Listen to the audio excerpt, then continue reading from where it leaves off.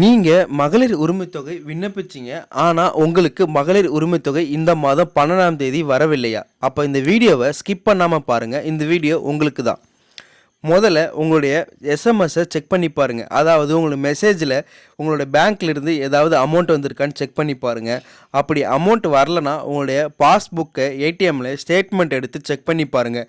இப்பயும் உங்களுக்கு மகளிர் உரிமைத்தொகை அமௌண்ட் வரலனா நீங்கள் விண்ணப்பித்து இருக்கிற ஃபார்மில் இருக்கிற அக்கௌண்ட் நம்பர் உங்களுடைய ஆதார் கூட லிங்க் ஆகிருக்கான்னு செக் பண்ணி பாருங்கள்.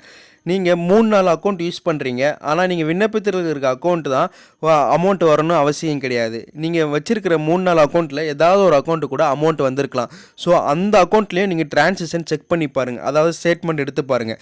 இவ்வளவும் செஞ்சிட்டிங்க, உங்களுக்கு அமௌண்ட் வரலையா? அப்போ உங்களோட பேங்க் அக்கௌண்ட்டில் உங்கள் ஆதார் லிங்க் இருக்கான்னு ஃபைனலாக கன்ஃபார்ம் பண்ணிக்கலாம். இது எப்படி கன்ஃபார்ம் பண்ணுறதுனா, இப்போ உங்களோட ப்ரௌசரில் மை ஆதார்னு டைப் பண்ணுங்கள். அதில் ஒரு ஃபஸ்ட்டு வர வெப்சைட்டை கிளிக் பண்ணுங்கள். கிளிக் பண்ணதுக்கப்புறம் இப்படி ஒரு ஹோம் பேஜ் ஒன்று வரும். அந்த ஹோம் பேஜில் பேங்க் சீடிங் ஸ்டேட்டஸ்ன்னு இருக்குது பாருங்கள், அதை கிளிக் பண்ணிக்கோங்க. அதை கிளிக் பண்ணதுக்கப்புறம் இப்படி ஷோ ஆகும். இதில் உங்களுடைய ஆதார் நம்பரை டைப் பண்ணிக்கோங்க.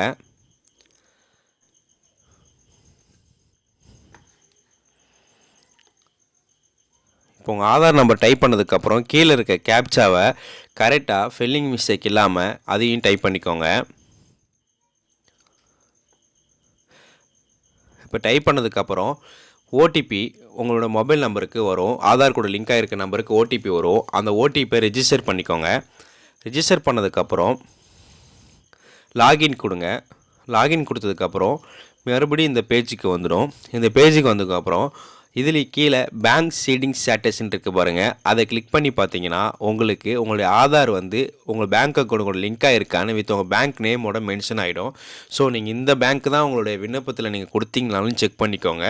இப்போ இவங்களுக்கு பார்த்தீங்கன்னா பேங்க் சீடிங் ஸ்டேட்டஸ் ஆக்டிவில் இருக்குது. சில பேருக்கு நீங்கள் பேங்க் இருக்கோ அது இன்ஆக்டிவ்னு இருந்தால் நீங்கள் உங்கள் பேங்க்குக்கு போயிட்டு என்னோடய ஆதார் நாங்கள் மறுபடியும் அக்கௌண்ட்டில் லிங்க் பண்ணணும்னு சொல்லிட்டு லிங்க் பண்ணிக்கோங்க. இதுதான் உங்களோட அக்கௌண்ட் ஆதார் கூட லிங்க் ஆகிருக்கான்னு செக் பண்ணுறது. இப்போ நீங்கள் எல்லாமே செக் பண்ணிட்டீங்க, உங்கள் ஆதாரம் அக்கௌண்ட் கூட லிங்க் ஆகிருக்குன்னு செக் பண்ணிட்டீங்க, உங்கள் பேங்க்கில் மெசேஜ் வரல. ஸோ உங்களோட இப்போ என்ன பண்ணணும் அப்படின்னு பார்த்தீங்கன்னா, உங்களுக்கு கலைஞர் உரிமை தொகை கூட ரூல்ஸ் சொல்லியிருப்பாங்க. அந்த ரூல்ஸ் எல்லாமே உங்களுக்கு கரெக்டாக ஃபாலோ ஆகுது அப்படின்னு நினச்சிங்கன்னா இப்போ நீங்கள் மேல்முறையீடு பண்ணலாம். இப்போ அந்த மேல்முறையீடு எப்படி பண்ணலாம்னு நான் அது சொல்கிறேன். அதுக்கு முதல்ல உங்கள் ப்ரௌசர் நான் அந்த லிங்க் கொடுக்குறேன். அந்த லிங்க்கில் கிளிக் பண்ணிக்கோங்க. கிளிக் பண்ணதுக்கப்புறம் இதில் குறைத்தீர்வு இந்த ஹோம் பேஜில் குறைத்தீர்வுன்னு இருக்குது பாருங்கள், அதை கிளிக் பண்ணுங்கள். அதில் குறைத்தீர்வுன்றது கிளிக் பண்ணதுக்கப்புறம்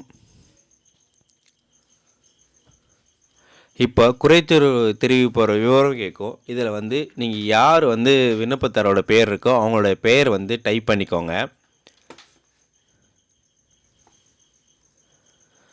இப்போ குடும்பத் தலைவரின் பேரையும் டைப் பண்ணிக்கோங்க. அவங்களோட ஹஸ்பண்ட் நேமை டைப் பண்ணிக்கோங்க.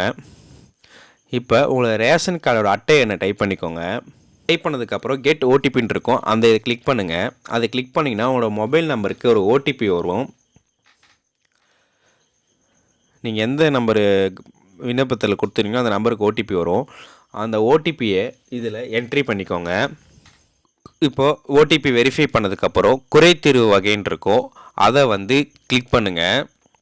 இந்த குறைத்தீர்வு வகையில் 2 ஆப்ஷன் இருக்கும். உங்களுக்கு எந்த ஆப்ஷன் வேணுமோ அதை கிளிக் பண்ணுங்கள். நான் உரிமைத்தொகை பெற விண்ணப்பித்தேன், ஆனால் உரிமைத்தொகை வரப்பெறவில்லைன்றதை கிளிக் பண்ணுறேன்.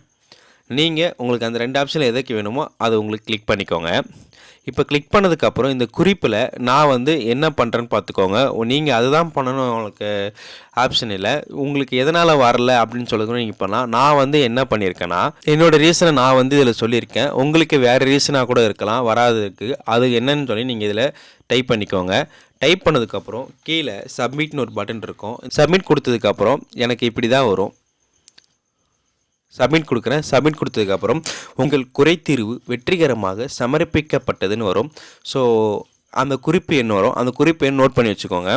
சப்மிட் பண்ணதுக்கப்புறம் ஒரு 10 டேஸ் வெயிட் பண்ணுங்கள். அந்த 10 டேஸ்க்குள்ளே உங்களுக்கு கலைஞர் மகளிர் உரிமை தொகை திட்டத்திலேருந்து ஏதாவது மெசேஜ் வந்ததுன்னா அந்த மெசேஜை எடுத்துக்கிட்டு உங்களுடைய அருகில் இருக்க தாலுக்கா ஆஃபீஸோ இல்லை இ-சேவை மையத்துக்கோ போய் கொடுங்க. இதுமாரி எனக்கு மெசேஜ் வந்திருக்குன்னு. உங்களுக்கு அந்த 10 டேஸில் எந்த மெசேஜும் வரலாலுமே நீங்கள் தாலுக்கா ஆஃபீஸில் போயிட்டு சொல்லுங்கள், இதேமாரி வந்து நம்ம கலைஞர் மகளிர் உரிமை தொகை திட்டத்தில் நான் குறை தீர்ப்பு கொடுத்துருக்கேன், ஆனால் எனக்கு இது வரைக்கும் எந்த மெசேஜுமே வரல, என்னோடய ஸ்டேட்டஸ் என்னன்னு பார்த்து சொல்லுங்கன்னு சொல்லுங்கள். இந்த ஸ்டெப்லாம் நீங்கள் ஃபாலோ பண்ணிங்கனாலே உங்களுக்கு கலைஞர் மகளிர் உரிமை திட்டத்தோட அமௌண்ட்டு வர அதிக வாய்ப்பு இருக்குது. இது மாதிரியான அப்டேட்டுகளுக்கு என்னோடய சேனலை சப்ஸ்கிரைப் பண்ணுங்கள். இந்த வீடியோ உங்களுக்கு பிடிச்சிருந்தால் லைக் பண்ணுங்கள். இந்த வீடியோ தொடர்பான ஏதாவது சந்தேகங்களுக்கு கமெண்ட் பண்ணுங்கள்.